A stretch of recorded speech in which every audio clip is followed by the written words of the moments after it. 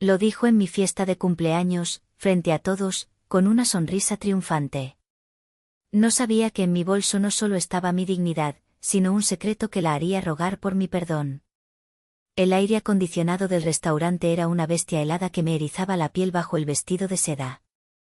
Era un vestido caro, de un color azul pálido que me hacía sentir desvanecida, invisible, elegido por mi suegra, Eulalia. Como todo lo que ella elegía para mí, se sentía como un disfraz, una armadura incómoda diseñada para ocultar a la verdadera yo. Estaba sentada en una mesa impecablemente blanca en un rincón exclusivo de un restaurante en Polanco, uno de esos lugares donde el silencio cuesta más que la comida y las miradas de los otros comensales te evalúan como si fueras parte del menú. El murmullo de las conversaciones era un zumbido bajo y pretencioso, un lenguaje que yo no hablaba, un club al que no pertenecía. Sentía sus miradas curiosas sobre mí, la esposa joven del prometedor Tadeo, la pieza que no encajaba en su rompecabezas de apellidos compuestos y viajes a Europa. Era la celebración de mi cumpleaños número 29, o al menos, esa era la excusa oficial. Una celebración tan fría y estéril como la decoración del lugar. Mi esposo, Tadeo, sonreía a mi lado, pero era una sonrisa ensayada, una máscara de normalidad que no llegaba a sus ojos. Sus dedos tamborileaban nerviosamente sobre el mantel de lino, un tic que yo sabía que significaba que estaba ansioso, que solo quería que la noche terminara. Había intentado tomar su mano bajo la mesa, buscando un ancla en este mar de hostilidad silenciosa, pero él la había retirado suavemente, murmurando algo sobre querer servirse agua. Su hermana, Celcin, al otro lado de la mesa, suspiraba con un aburrimiento teatral, sus ojos pegados a la pantalla de su teléfono, completamente desinteresada en la farsa familiar, excepto cuando levantaba la vista para lanzarme una mirada de superioridad, una evaluación rápida de mi peinado, mi maquillaje, mi existencia. Entonces, Eulalia se puso de pie. El tintineo de su copa al golpearla suavemente con un cuchillo de plata silenció la música ambiental y atrajo la atención de las mesas cercanas. Era una experta en ser el centro de atención, en convertir cualquier momento en su escenario personal. Sus ojos, afilados y calculadores como los de un ave de rapiña, recorrieron la mesa antes de fijarse en mí con una intensidad que me hizo encogerme en mi asiento. Queridos, comenzó, su voz tan suave como el terciopelo, pero con un filo de acero que solo yo parecía notar. Estamos aquí esta noche en este lugar tan especial para celebrar a Sabina. Un año más de vida, un año más de crecimiento. Hizo una pausa dramática, dejando que la palabra flotara en el aire, cargada de un significado venenoso que solo yo entendía. Crecimiento significaba abandonar mis raíces, pulir mis bordes rústicos, convertirme en alguien que ellos pudieran exhibir sin vergüenza. Sabina ha traído a nuestra familia, su particular encanto. Y como familia, nuestro deber es asegurarnos de que encuentre su verdadero lugar, un lugar donde realmente pueda florecer. El discurso era una obra maestra de la agresión pasiva. Cada palabra era un dardo envuelto en seda. Los extraños en las otras mesas probablemente pensaban que suegra tan amorosa y considerada. Solo yo sentía el veneno en cada sílaba. Con un gesto teatral, sacó de su bolso de diseñador una caja rectangular, envuelta en un papel dorado que brillaba bajo las luces del restaurante. Era un regalo hermoso, sin duda, pero en sus manos parecía un arma. Tadeo y Celcin levantaron sus teléfonos al unísono, sus cámaras apuntando directamente a mi cara, listos para capturar el momento, como si fueran los documentalistas de mi ejecución. La sonrisa de Eulalia se ensanchó, mostrando una hilera de dientes demasiado blancos, demasiado perfectos. Un pequeño detalle, querida. De todos nosotros. Para ayudarte en tu camino. Me entregó la caja. Se sentía ligera en mis manos, inquietantemente ligera. El papel era frío al tacto. Por un instante, una fantasía infantil cruzó mi mente, quizás dentro había algo que demostrara que me equivocaba, un gesto de amor genuino, una tregua. Pero la mirada en los ojos de Eulalia, un brillo de triunfo anticipado, ahogó esa esperanza antes de que pudiera nacer. Y mientras mis dedos rozaban el lazo de seda, mi mente se negó a permanecer en ese presente helado. Se deslizó hacia atrás, abriendo de par en par las puertas de un museo privado y doloroso, un lugar donde cada recuerdo era una herida fresca, una prueba más de que yo nunca había pertenecido allí. Mientras mis dedos torpes, las yemas aún sensibles por el calor del horno, intentaban deshacer el nudo perfecto del lazo, no veía el papel dorado. Veía el rostro de Eulalia 2 años atrás, el día que Tadeo me presentó como su prometida en la sala de su casa, un espacio que parecía más una galería de arte que un hogar. Yo venía de Oaxaca, con las manos llenas de sueños y el corazón rebosante de un amor ingenuo por su hijo.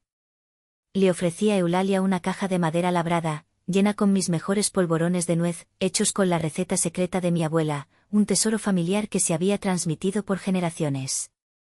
Eulalia tomó la caja, la abrió, y en lugar de probar uno, miró mis manos. Notó las pequeñas asperezas, las marcas casi invisibles de una vida de trabajo honesto y apasionado. Manos trabajadoras, dijo, y aunque las palabras parecían un cumplido, su tono las convirtió en un insulto. Era el tono que se usa para describir a una sirvienta, no a una futura nuera. Un tono que decía, tú no perteneces a nuestro mundo de manicuras impecables y manos ociosas. La caja dorada en mis manos se transformó entonces en otra, una envuelta en un papel navideño chillón. Nuestra primera Navidad como casados. La familia intercambiaba regalos carísimos. Celcín abrió el suyo con gritos de alegría, un bolso de diseñador que costaba más de lo que yo ganaba en 3 meses. Cuando llegó mi turno, Eulalia me entregó un paquete delgado y rectangular. Era un libro. En la portada, en letras grandes y serias, se leía, Manual de etiqueta y buenos modales para la mujer moderna.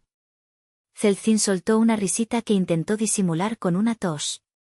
Tadeo me apretó la rodilla por debajo de la mesa, un gesto que se suponía debía ser de apoyo, pero que solo se sentía como una súplica para que no hiciera una escena, para que me tragara la humillación una vez más. Esa noche, mientras Tadeo dormía, leí el capítulo sobre cómo comportarse en sociedad, hasta que las letras se volvieron borrosas por las lágrimas silenciosas que mojaban las páginas. El legado de mi abuela era mi mayor orgullo. Sus recetas no eran solo una lista de ingredientes, eran historias, eran el aroma de mi infancia, eran la prueba tangible del amor con el que me había criado. Hornear no era mi trabajo, era mi identidad. Pero para Eulalia, era una mancha, una prueba vergonzosa de mi origen rústico. Un día, en mi desesperado intento por obtener una migaja de su aprobación, pasé una semana entera encerrada en la cocina. Ignoré las recetas de mi abuela, traicionando mis propias raíces, para intentar dominar una tarta de ópera francesa, una creación arquitectónica de chocolate y café que vi en una revista de alta cocina. La presenté en el aniversario de bodas de mis suegros con el corazón en un puño, esperando, rezando por una palabra de aliento. Eulalia tomó un bocado diminuto con una cucharilla de plata. Masticó lentamente, con una expresión de juez implacable. Es un buen esfuerzo, querida, dijo finalmente, frente a todos los invitados. Pero le falta, finura. Le falta la delicadeza de una mano entrenada en Europa. Se nota que no es lo tuyo. Sentí como el color se me iba del rostro. No solo había criticado mi tarta, había invalidado mi esfuerzo, mi dedicación, y en el proceso, había vuelto a pisotear el legado de mi abuela. Tadeo, como siempre, intentó suavizar las cosas más tarde, en la privacidad del coche. ¿Sabes cómo es mamá?, me dijo, sin apartar la vista de la carretera. Tiene estándares muy altos. No te lo tomes personal. Pero era personal. Era un ataque directo a quien era yo. Y su silencio, su incapacidad crónica para defenderme, era la traición más profunda de todas. Comprendí entonces que Tadeo no era mi aliado, era el guardián de la paz de su madre, una paz que se construía sobre los escombros de mi autoestima. Su dependencia de ella era total. Yo lo había visto en la forma en que ella manejaba sus finanzas, en cómo pagaba el alquiler de nuestro lujoso apartamento en un edificio que él nunca podría permitirse por sí solo. Su cobardía no era solo un rasgo de su carácter, era una estrategia de supervivencia económica. Un nuevo recuerdo apareció, tan vívido que casi pude sentir el sol de San Miguel de Allende en mi piel. Un viaje familiar, 6 meses atrás. Eulalia y Celcín habían planeado un día de spa, solo para chicas. Cuando pregunté a qué hora debía estar lista, Eulalia me dio una palmadita en la mejilla. Oh, querida, pensamos que estarías agotada. ¿Por qué no te tomas el día para explorar el mercado de artesanías? Seguro que te sientes más en tu ambiente. Me dejaron atrás deliberadamente. Pasé el día vagando sola por las calles empedradas, sintiéndome como una extraña, una pieza de equipaje que habían olvidado en el hotel. Otro recuerdo amargo se abrió paso. Mis dos mejores amigas de Oaxaca, mis hermanas del alma, vinieron a visitarme a la ciudad. Estaba tan emocionada de mostrarles mi nueva vida. Las invité a cenar a casa. Eulalia insistió en estar presente. Mis amigas, con su risa estruendosa y su calidez genuina, llenaron el apartamento de vida. Pero Eulalia las trató con una cortesía tan fría y condescendiente que era peor que un insulto. Les hablaba despacio, como si no pudieran entender el español de la capital. Les preguntó si en Oaxaca ya tenían, de esas cafeteras modernas. Mis amigas, aunque incómodas, mantuvieron la compostura, pero yo quería que la tierra me tragara. Cuando se fueron, Eulalia roció ambientador por toda la sala y dijo, «Qué chicas tan folclóricas. Se nota que vienen de lejos». Esa noche sentí una vergüenza tóxica, no de mis amigas, sino de mí misma por haberlas expuesto a ese veneno. Y luego estaba el incidente del tapete.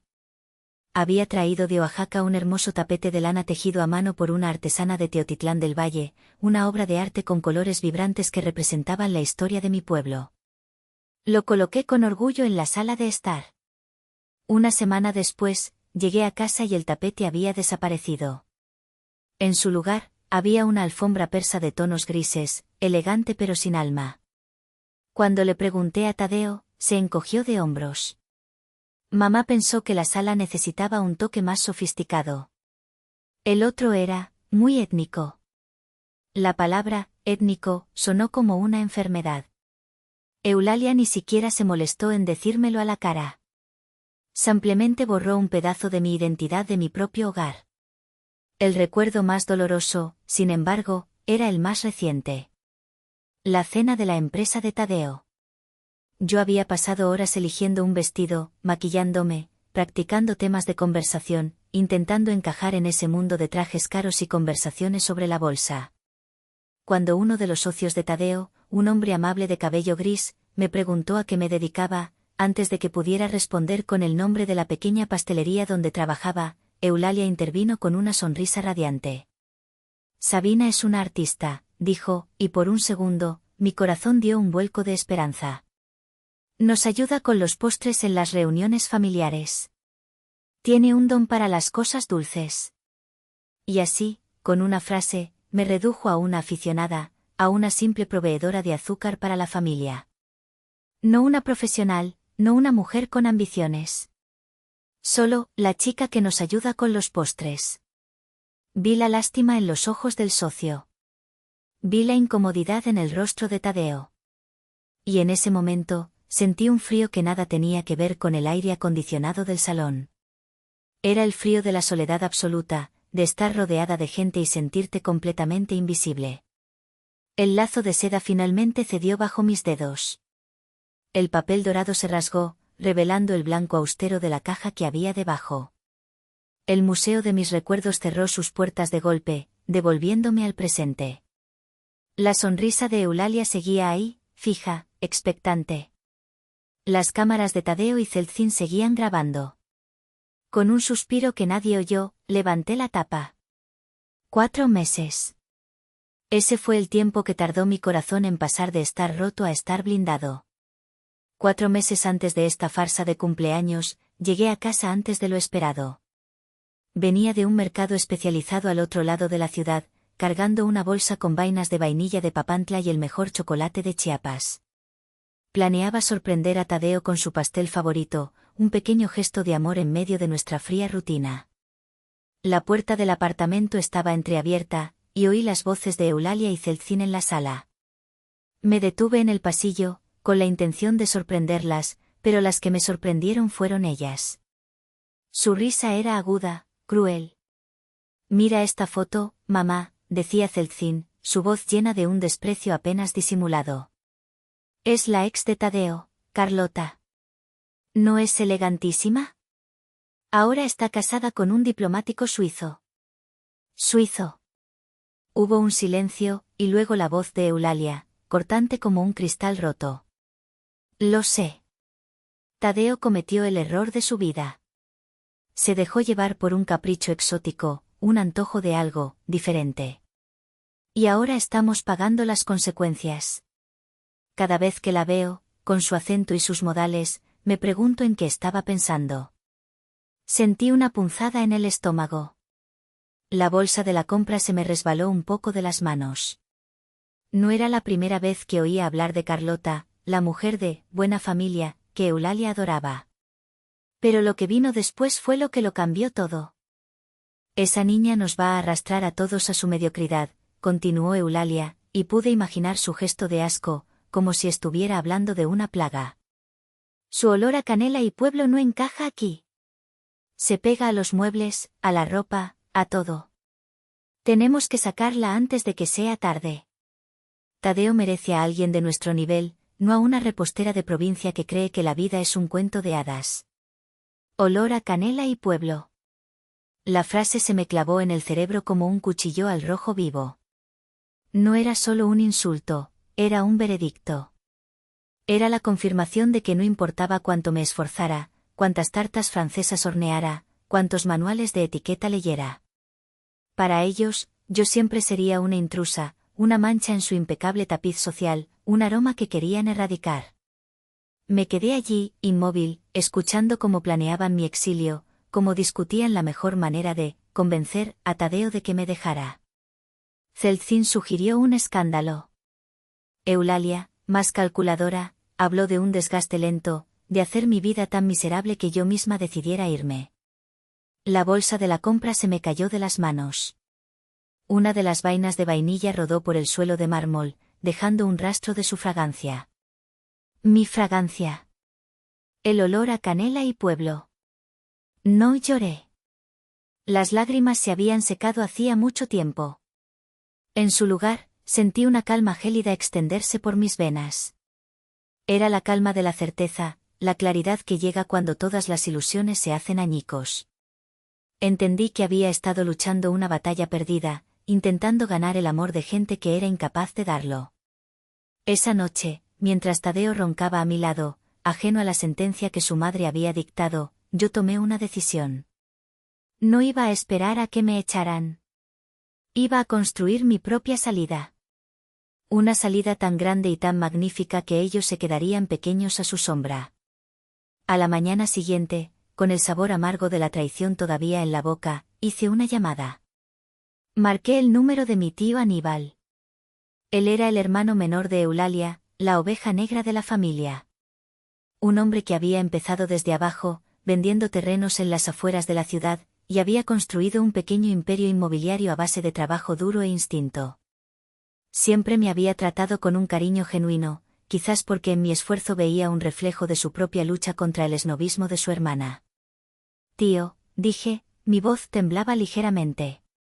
Necesito tu ayuda. Le conté todo. La conversación que había escuchado, los 2 años de desprecios, la cobardía de Tadeo. Escuchó en silencio, solo interrumpiendo con algún carraspeo de indignación. Cuando terminé, no me ofreció palabras de consuelo. Me ofreció algo mucho mejor, una estrategia. Mija, dijo, su voz grave y seria. Conozco a mi hermana. Pelear con ella de frente es como intentar apagar un incendio con gasolina. Ella se alimenta del drama. La mejor venganza no es una pelea. Es construir un castillo tan grande que desde sus murallas, ellos parezcan hormigas. Escúchame bien. Tu suegra vive obsesionada con las apariencias. Su mayor tesoro, su símbolo de estatus, es ese apartamento en La Esmeralda. Cree que vivir ahí la define. Lo sé, tío. No deja de hablar de ello. Bien. Pues resulta que el dueño del edificio, un viejo amigo mío, se retira. Quiere vender, pero discretamente. No quiere un circo mediático. El edificio está infravalorado, tiene un potencial enorme y necesita una buena gestión. Es una mina de oro esperando a ser pulida. Mi corazón empezó a latir con fuerza. No entendía a dónde quería llegar. Yo no tengo tiempo para gestionarlo, pero tengo el capital y la experiencia. Tú tienes los ahorros de tu vida, que sé que has guardado con mucho esfuerzo, y lo que es más importante, tienes el motivo. Te propongo una sociedad de negocios. Yo pongo la mayor parte del capital, tú pones hasta el último centavo de tus ahorros y te conviertes en la socia gerente. Aprenderás el negocio. Serás la dueña de su mundo. Me quedé sin aliento. La idea era tan audaz, tan descabellada, que parecía sacada de una película. Yo, la repostera de pueblo, dueña de uno de los edificios más exclusivos de la ciudad. No lo sé, tío. Es demasiado. Yo no sé nada de inmuebles. No es demasiado, me interrumpió con firmeza. Es justicia. Y aprenderás. Eres más inteligente y más fuerte de lo que mi hermana te ha hecho creer. Deja de hornear para gente que no te merece y empieza a construir tu futuro. Esa llamada fue el punto de inflexión. Acepté. Los siguientes 4 meses fueron una doble vida agotadora y electrizante. De día, era la esposa sumisa, soportando las pullas de Eulalia y la indiferencia de Tadeo. De noche, me convertía en una empresaria. Me reunía en secreto con mi tío Aníbal y su abogado, un hombre brillante y discreto llamado Calisto Rivas. Devoraba libros sobre administración de inmuebles, estudiaba los planos del edificio hasta memorizarlos, aprendía sobre contratos, finanzas y leyes de arrendamiento. A veces, me quedaba estudiando hasta las 3 de la mañana en la cocina, con la luz de una pequeña lámpara, y tenía que esconder rápidamente los documentos y oía los pasos de Tadeo. Fue agotador, fue estresante, pero cada gramo de esfuerzo estaba impulsado por el recuerdo de esa frase, olor a canela y pueblo. Iba a demostrarles de lo que era capaz ese olor. El trato se cerró una semana antes de mi cumpleaños. La firma final fue en una notaría discreta en el centro de la ciudad. Cuando Calisto Rivas me entregó la carpeta de piel con los documentos que me acreditaban como la administradora única de Inversiones Sol de Oaxaca, la empresa propietaria del edificio La Esmeralda, sentí un poder que nunca antes había experimentado. No era el poder del dinero. Era el poder de ser la autora de mi propio destino. Y sabía exactamente cómo iba a escribir el siguiente capítulo.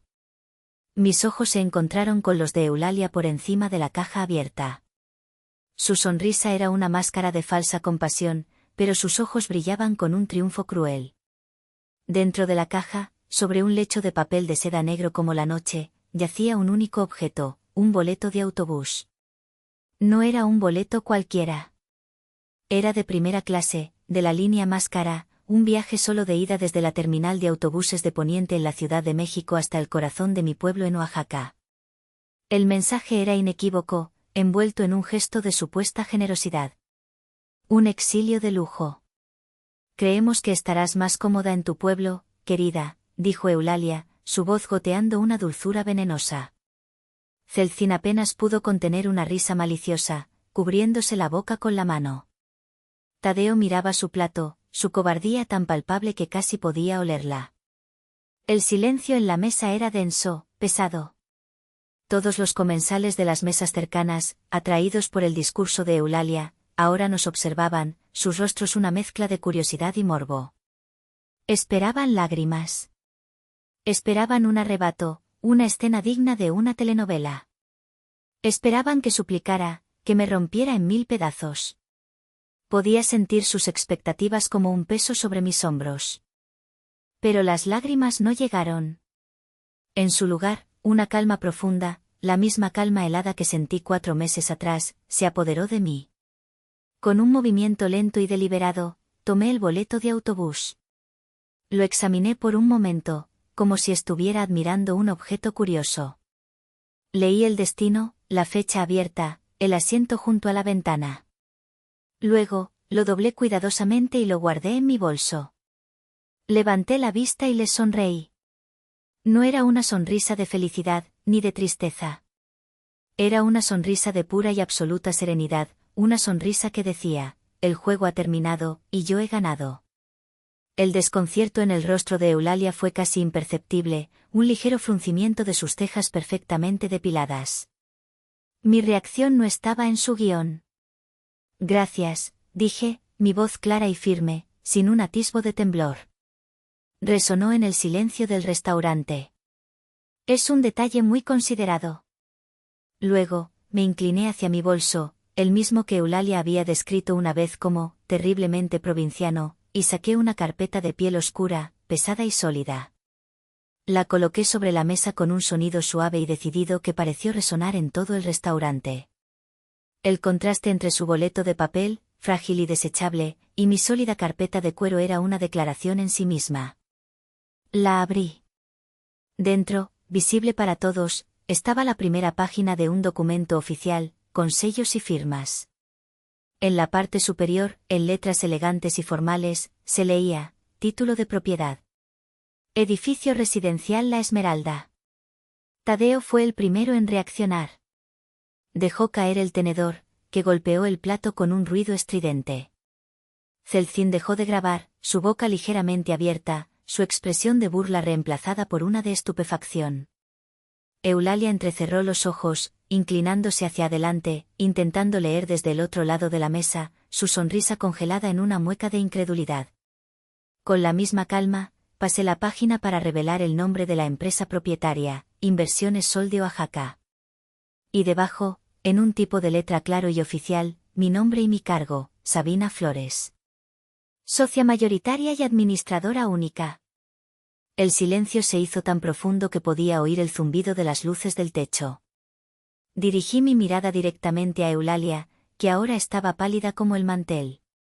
Gracias por preocuparte por mi comodidad, Eulalia, repetí sus propias palabras, saboreando cada sílaba.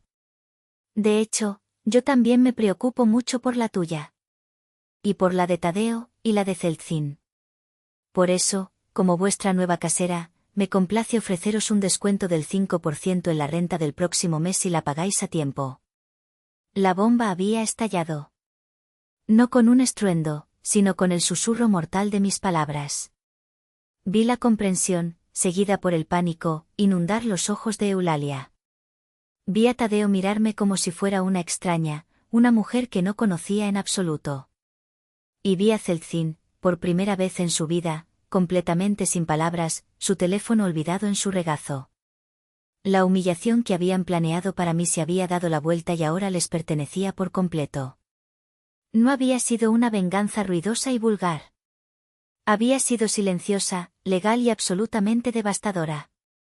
Habían intentado echarme de su mundo, sin darse cuenta de que yo acababa de comprarlo.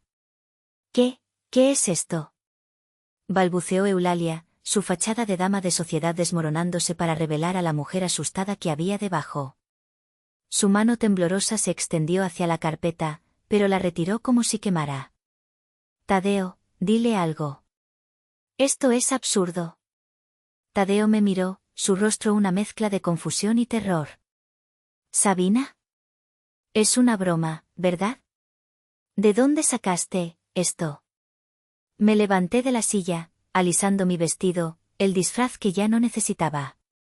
Miré al hombre con el que me había casado, al hombre que había permitido que su madre me pisoteara día tras día, y por primera vez, no sentí dolor, solo una inmensa lástima. La broma, Tadeo, dije, mi voz ahora fría como el hielo, fue creer que podía vivir de tu amor mientras tu silencio me mataba lentamente. La broma fue pensar que algún día me defenderías, que elegirías a tu esposa por encima de la comodidad que te daba tu madre. Tuviste 2 años para decir algo. 2 años para demostrar que eras mi esposo, no solo el hijo de tu madre. Me di la vuelta, lista para irme. El camarero, que lo había visto todo desde la distancia, se apresuró a apartar una silla de mi camino. Ahora, añadí, sin mirarlos, mi abogado y yo hablaremos de los términos del divorcio. Y también de los términos de vuestro contrato de arrendamiento. Que tengas una buena noche. Caminé hacia la salida del restaurante, con la cabeza en alto, sintiendo las miradas de todos los presentes sobre mí. Pero por primera vez, no me sentía juzgada. Me sentía libre. Dejé atrás las ruinas de una familia construida sobre apariencias, una familia que se ahogaba en su propia hipocresía. El epílogo de esta historia no se escribió con gritos ni lágrimas, sino con el sonido de las transferencias bancarias mensuales y el aroma a chocolate y canela. 6 meses después, el divorcio era definitivo. En la planta baja del edificio La Esmeralda, donde antes había una boutique de lujo que nadie visitaba, ahora estaba mi pastelería, Corazón de Oaxaca. El éxito fue inmediato y abrumador. La gente venía de toda la ciudad a probar los polvorones de mi abuela, las tartas hechas con frutas de mi tierra, el chocolate caliente espeso y especiado. El olor a canela y pueblo, que Eulalia tanto despreciaba, se había convertido en el aroma del éxito. Eulalia, Tadeo y Celcín seguían viviendo en el penthouse. Nunca se retrasaron en el pago de la renta. A veces, cuando subía al ascensor para ir a mi pequeña oficina en el último piso, me encontraba con Eulalia. Ya no me miraba con desprecio, sino con una mezcla de miedo y un resentimiento amargo que la consumía. Había envejecido 10 años en 6 meses. El castillo de cristal que había construido a su alrededor se había hecho añicos, y no sabía cómo vivir entre los escombros. Anoche, recibí un mensaje de Tadeo. Era el primero en mucho tiempo. Decía, mi madre no duerme. Dice que le arruinaste la vida. ¿Estás feliz? Miré el mensaje en la pantalla de mi teléfono. Luego levanté la vista y observé mi pastelería a través del gran ventanal de mi oficina. Estaba llena de gente riendo, compartiendo, disfrutando del fruto de mi trabajo, del legado de mi abuela. El aroma a canela subía hasta mí, cálido y reconfortante. Era el olor de mi hogar, de mi victoria, de mi libertad. No respondí al mensaje. Dicen que la venganza es un plato que se sirve frío. El mío sabe a chocolate oaxaqueño y a libertad. Hice lo correcto, ¿verdad? ¿O debería sentir culpa porque mi éxito le quitó el sueño para siempre?